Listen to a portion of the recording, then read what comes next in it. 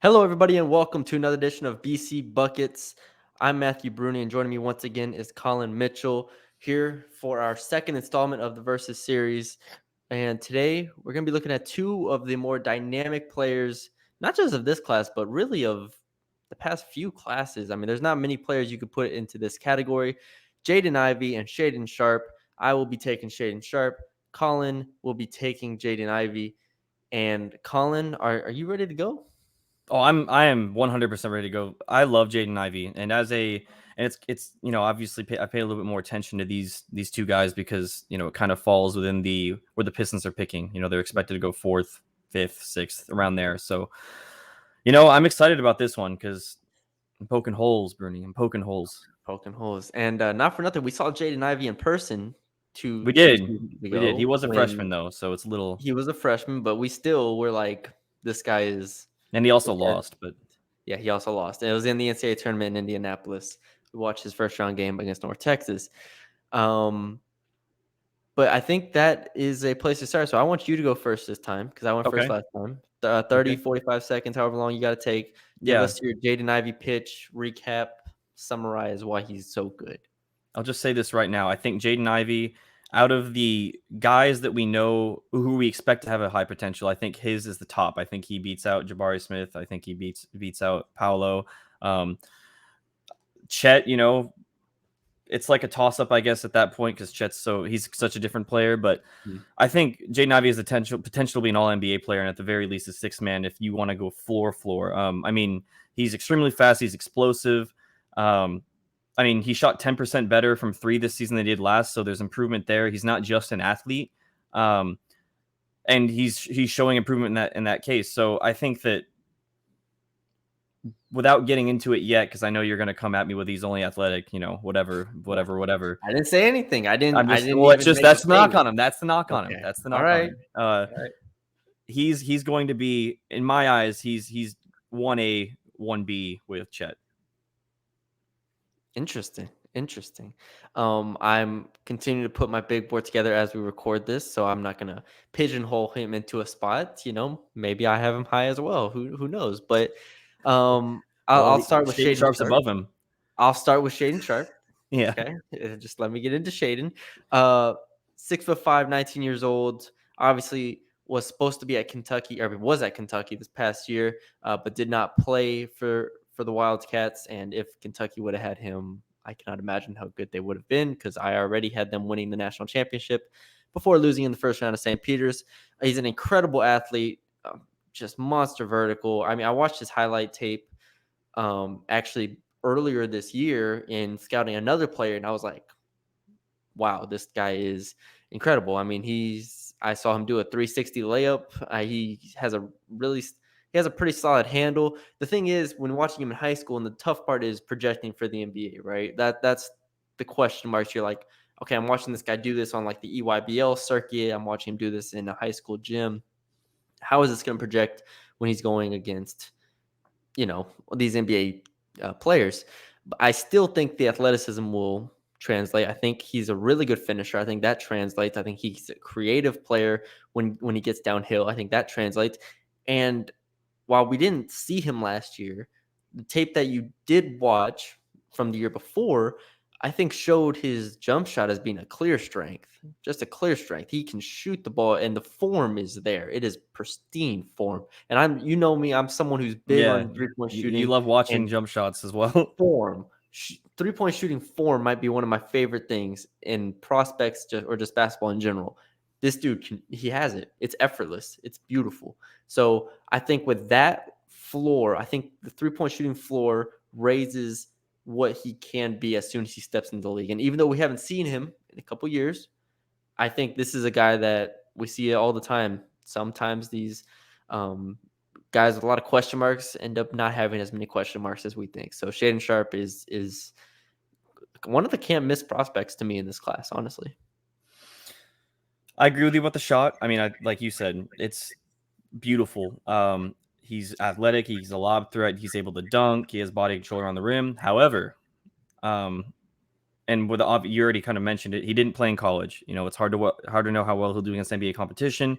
We don't really know how bad or good he'll be on defense. like you said, you can watch high school or whatever circuit he's on.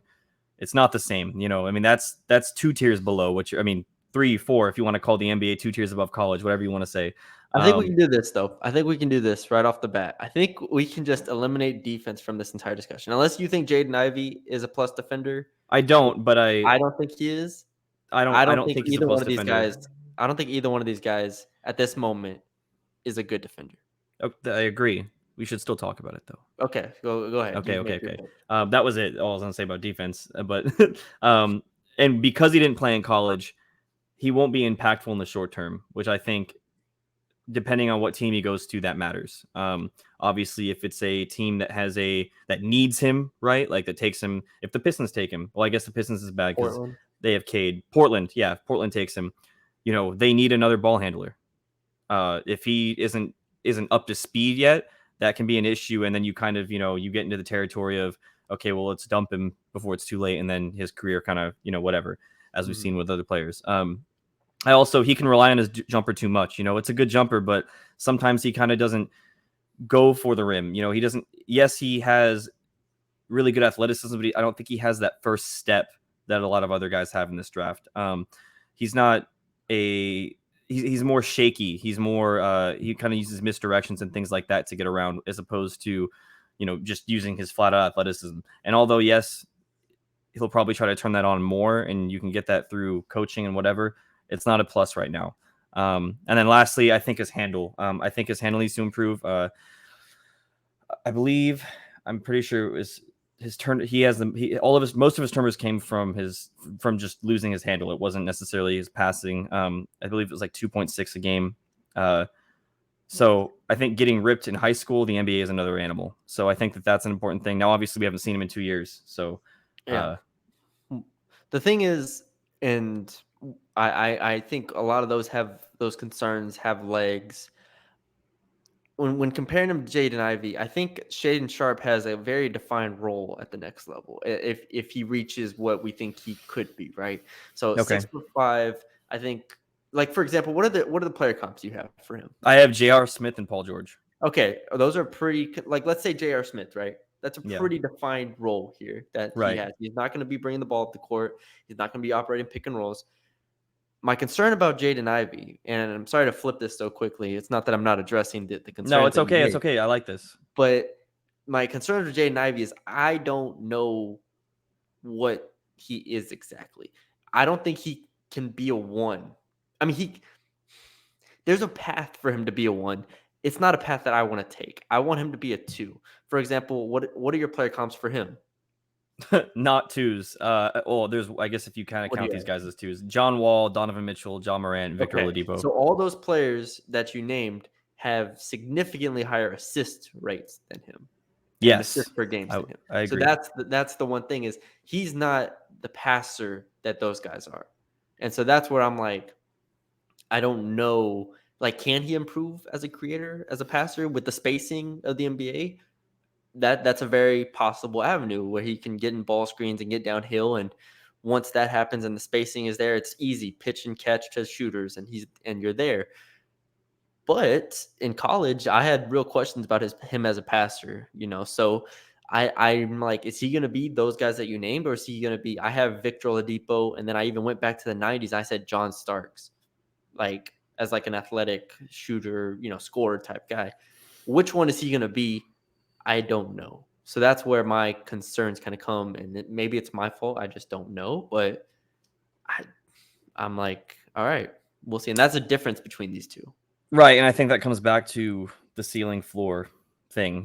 The ceiling would be if he's able to bring the ball up and he's able to get those assist numbers. Obviously, you don't need the 9 assists like John Wall or whatever like that. But I think that because his 3-point percentage will never be a plus, I mean, I think it'll get there to where it's league average, but it's never going to be he's knockdown shooter.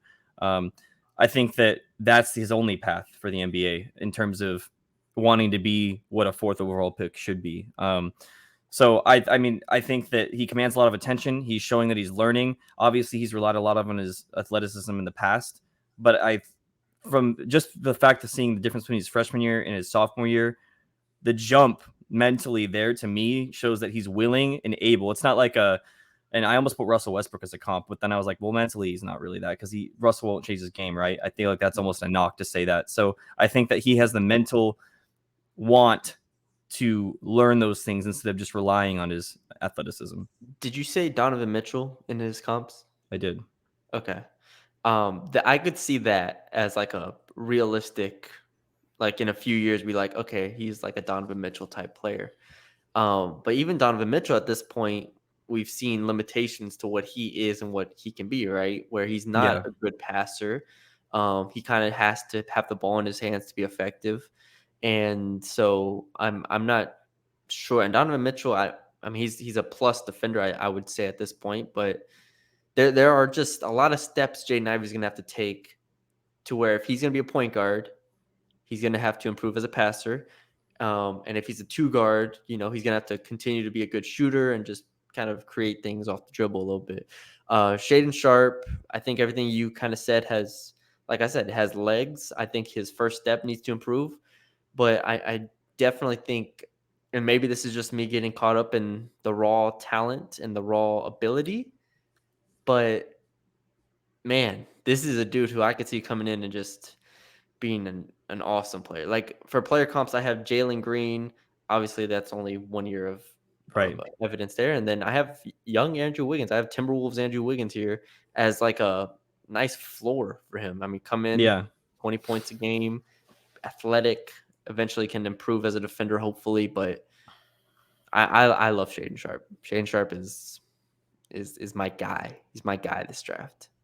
I think our difference is that I'm really high on Jaden Ivey, and you're just really high on Shaedon Sharpe. I told you I watched the highlights of Jaden Ivey. Obviously, I watched a lot. I mean, I watched a lot of Purdue this year. I watched a lot of college basketball, so I know Jaden Ivey, and I did my research. But just before getting on here, I was like, let me watch the highlights, Yeah. and I almost flipped, but then I had to just calm myself back down. I had Had to to calm yourself. Well, no, it is because it's crazy, right? Like his athleticism is insane, and it's getting past that because obviously you're going to lose that in 5 years, 6 years, in the NBA.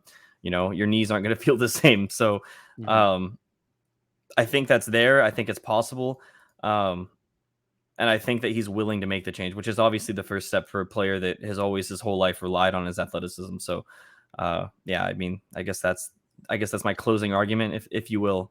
There you go. There you go. Definitely two of the most exciting players in this draft, if not the two most exciting players. But yeah, that's all we have for y'all today. We hope y'all enjoyed the video. Let us know what you think and who you think should draft Shaedon Sharpe, who you think should draft Jaden Ivey, who should go higher. Should they go in the top 3, top 4? I don't know the answer to that, but we'll have a mock draft out later on and our big boards out later. So keep an eye out for that. If you enjoyed, leave a like, share, comment, subscribe, all that good stuff. Follow us on Twitter right here at BC Buckets. We thank y'all for joining us, and we'll talk to y'all later.